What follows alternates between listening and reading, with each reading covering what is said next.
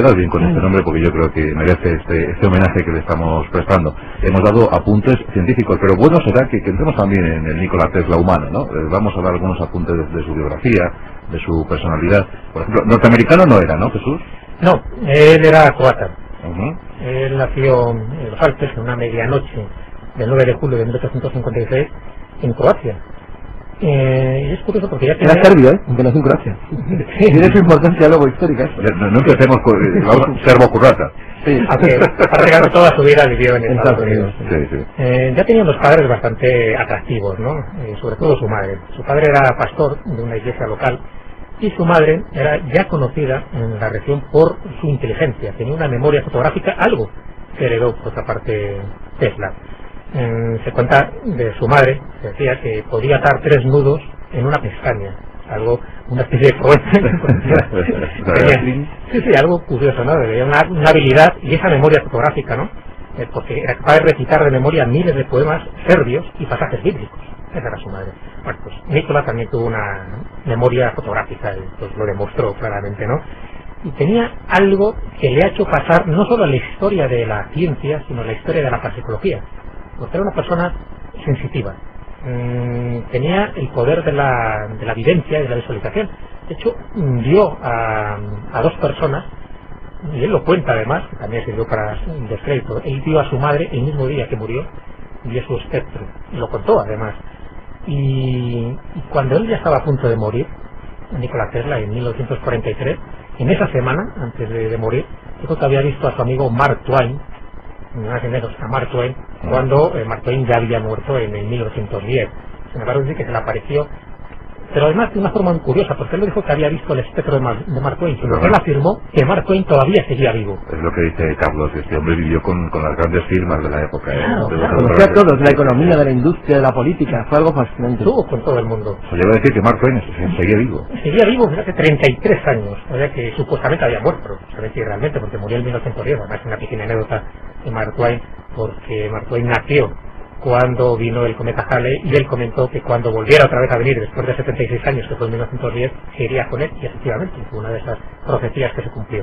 Bueno, pues comentó y insistió de que se encontraba vivo. Eso lo dijo una semana antes, no sabe si estaba delirando o qué, pero tenía esa convicción. Eso le ha hecho formar parte un poco de ese mundo de la parapsicología y se empezó a interesar por el mundo de la parapsicología, algo tan radicalmente opuesto a su actividad científica, pues gracias a un físico y químico inglés, a William Crookes.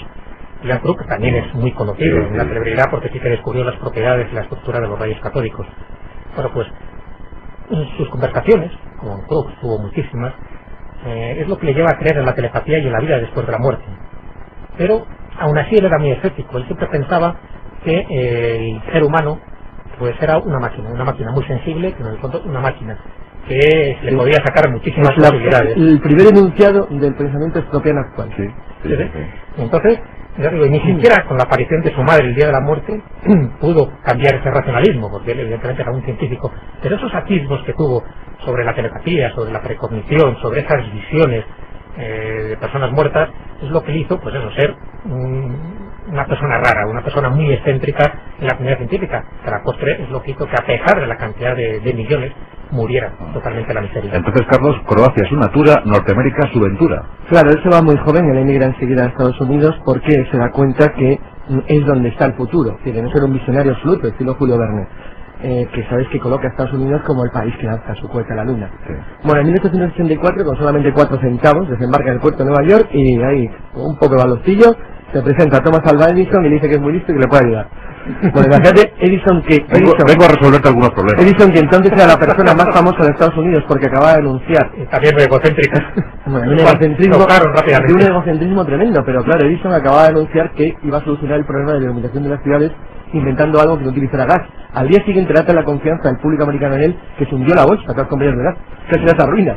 Y por supuesto inventó la bombilla. Y por cierto, bueno, la formación académica de Nikola Tesla. Sí, bueno, él había estudiado en Austria ingeniería en la Escuela Politécnica de Graz. Él era teóricamente un ingeniero especializado en electricidad, que en aquel entonces un sistema muy novedoso que se estaba aplicando a toda la industria pesada. Sí.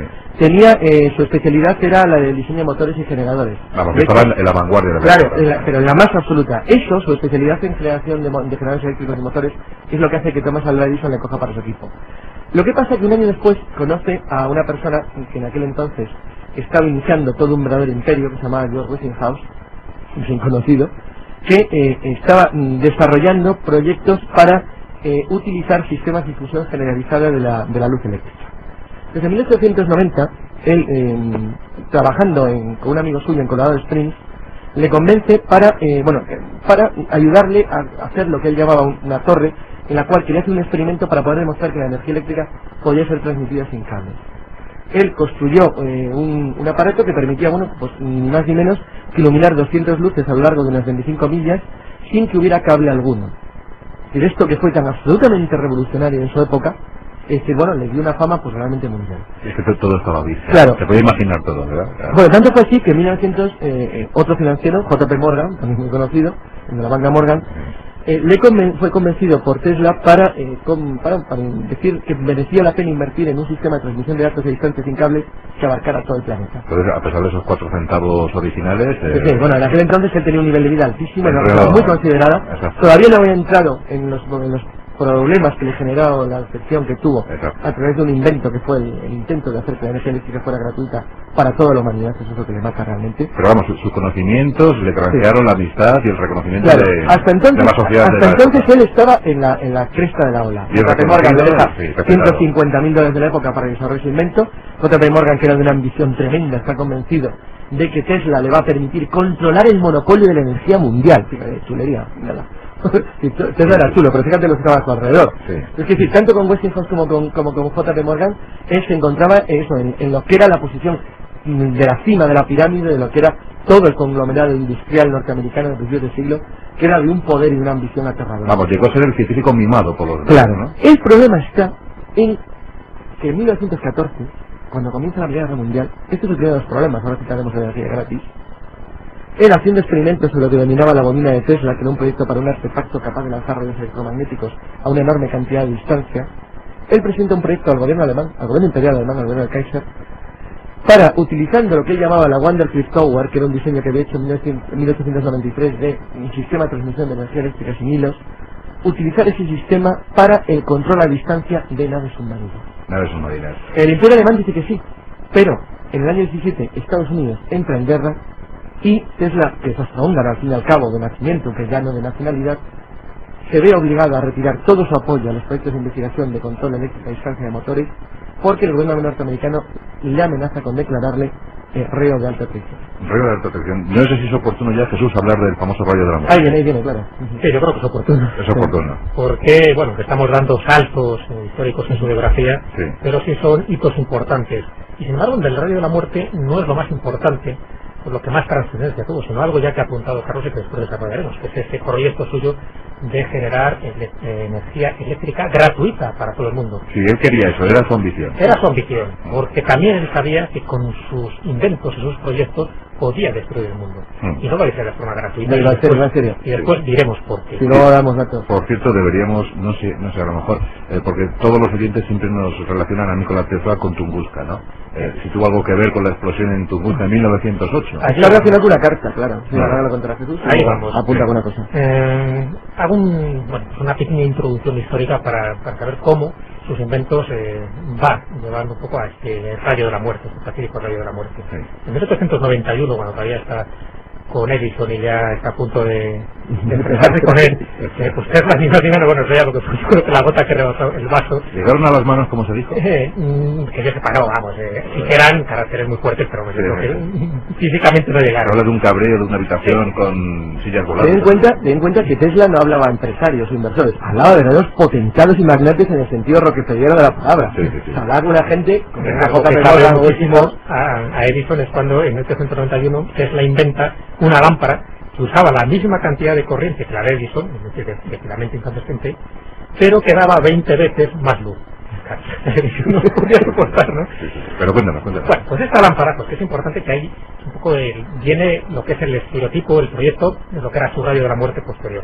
Esta lámpara consistía en un globo de vidrio con un trozo de carbón fijado a un alambre en el centro. Adentro había aire rarificado. Al electrificarse el trozo de carbón, por las moléculas de aire son repelidas por un botón central. Bueno, la conclusión es que crea una energía de tal intensidad